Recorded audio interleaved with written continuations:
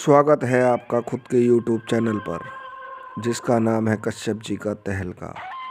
तो ज़्यादा देर ना करते हुए शुरू करते हैं आज की कहानी। तो हो जाओ तैयार डर की गहराइयों में खोने के लिए। जय श्री राम।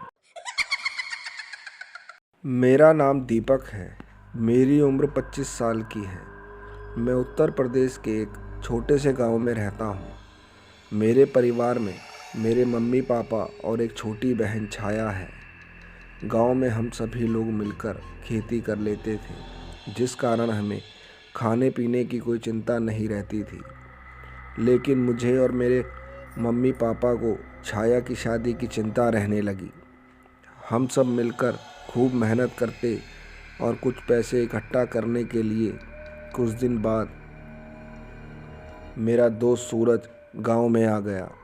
उसे देखकर लग रहा था जैसे वो कुछ ही समय में काफ़ी सारे पैसे कमा लाया है। शाम के वक्त वो हमारे घर आया। हम सब परिवार वाले उस वक्त खाना खा रहे थे।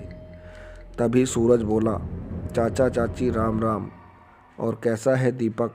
तभी मैं बोला, सब ठीक है, बस छाया की शादी की चिंता दिन रात लगी रहती है। तभी मेरे पिताजी बोले, बेटा सूरज, तू ही काम बता दे इस शहर में।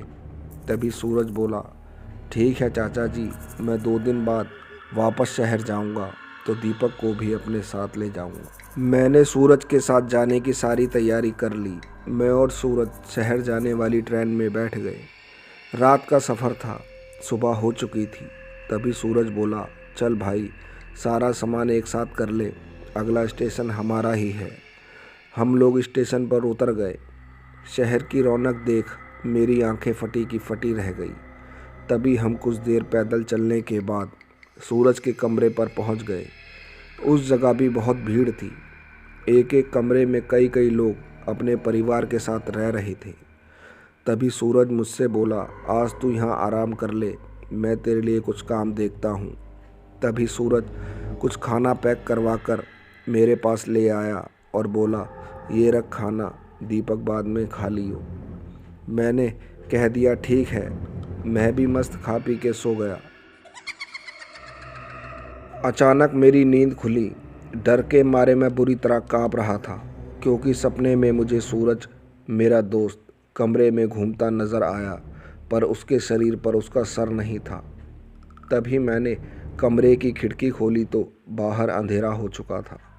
जहाँ सुबह के वक्त जब हम इस जगह आए थे तब इतनी भीड़ थी कि मानो कोई मेला लगा हो, पर अब इतना सन्नाटा मेरे अंदर कुछ न कुछ डर का एहसास करवा रहा था।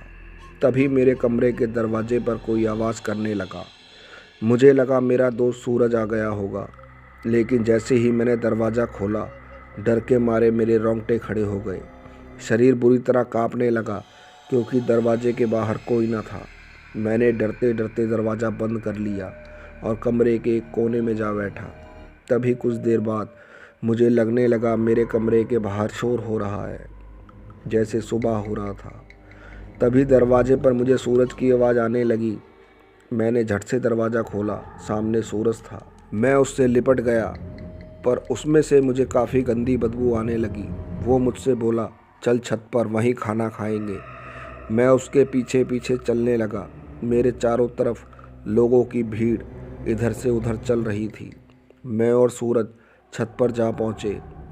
तभी मैं सूरज से कुछ दूरी पर खड़ा था। तभी मेरी नज़र सूरज के मुड़े पैरों पर गई। डर के मारे मेरा कलेजा हलक में आ गया, मानो मेरा शरीर जम गया हो। तभी मुझे पीछे से कंधे पर किसी ने हाथ रखा, तो डर के मारे मेरी हिम्मत नहीं हो रही थी कि मैं पीछे मुड़कर देख लूं। तभी मुझे किसी ने पीछे से धक्का मारा। मैं छत पर गिर गया। तभी मुझे कोई मेरा पैर पकड़कर घसीट रहा था, पर वो मुझे नहीं दिख रहा था। तभी मैं अचानक कुछ होश में आया तो छत से नीचे भागने लगा। उस वक्त पूरी बिल्डिंग में कोई न था। डर के मानो मेरा खून जम गया। तभी मुझे पीछे से किसी ने लात मारी। मैं जीने से गिरता हुआ नीचे जा गिरा। मेरे पूरे शरीर में मानो इतना दर्द हो रहा था कि मेरे शरीर की सारी हड्डियां टूट गई हो। दर्द बर्दाश्त ना करने की वजह से मैं बेहोश हो गया। जब मेरी आँख खुली तो मैं हॉस्पिटल में था। सूरज मेरे सामने ही खड़ा था। तब मैंने सूरज को बोला, यार तूने मुझे कहाँ फंसा दिया था, मैंने तेरा क्या बिगाड़ा था। तभी सूरज के साथ खड़ा आदमी बोला, तुम सिर्फ सूरज की वजह से ही जिंदा बच पाए हो। अगर ये मुझे तुम्हारे पास लेकर नहीं पहुंचता तो वो काली शक्तियाँ तुम्हारा सारा खून चूस लेती। तभी सूरज मुझसे बोला, भाई दीपक, जब मैं तुझे खाना देकर अपने काम पर गया था तभी शाम को मेरा एक दोस्त जो उसी जगह रहता था जहाँ मैं तुझे छोड़कर आया हूँ, वो बोला, सूरज कब आया गांव से और कहाँ कमरा ले लिया रहने के लिए। तभी मैं बोला, वहीं जहाँ पहले से रह रहा हूँ। मेरी बात सुनकर वो डर गया और बोला, सूरज, उस जगह प्रेतों ने अपना कब्जा कर लिया है, अब वहाँ कोई नहीं रहता, मैं भी नहीं। तभी मैं तुझे वहाँ से निकालने के लिए दीपक इन भाई साहब को लेकर गया था। कुछ दिन और अस्पताल में रहने के बाद मैं और सूरज कहीं और रहने लगे। कुछ महीने में मैंने छाया की शादी के लिए काफ़ी सारे पैसे इकट्ठा कर लिए। बस दोस्तों, कहानी में इतना ही। कहानी अच्छी लगी हो तो प्लीज़ चैनल को लाइक करें, सब्सक्राइब करें, शेयर करें। जय श्री राम, जय हिंद, जय भारत।